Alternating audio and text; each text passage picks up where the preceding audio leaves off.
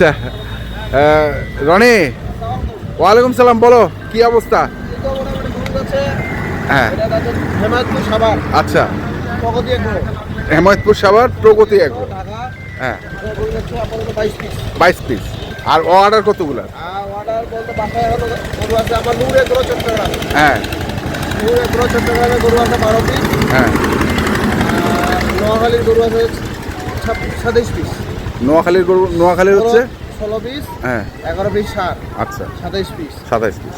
আর আপনার নূরে গরু ঢাকার ওনার আছে গরু 12 পিস। আচ্ছা, আর এই এখন যে গরুগুলো আছে এখানে টোটাল কয়টা আছে?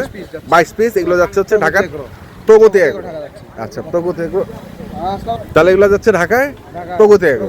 এটা 190 কেজি, 174 কেজি।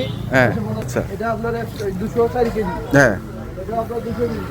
এটাও 200 কেজি। হ্যাঁ এটা 190 কেজি। এটা 190। হ্যাঁ এটা 190। আচ্ছা এটা 205। 205। এটা 174। 174। 200।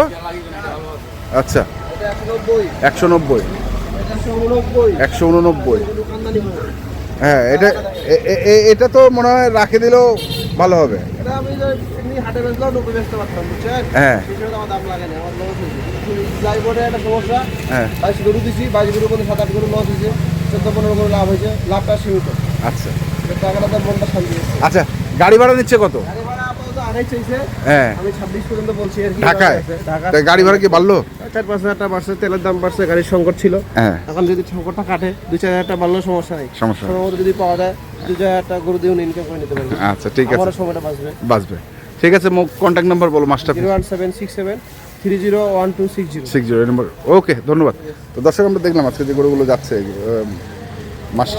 প্রগতি এগ্রো ফার্মে, মাশরাফি এগ্রোর গরুগুলো, আমরা সেই গরুগুলো তথ্য দিলাম। যারা কিনতে চান আসবেন, দেখে শুনে বুঝে কিনবেন। ধন্যবাদ।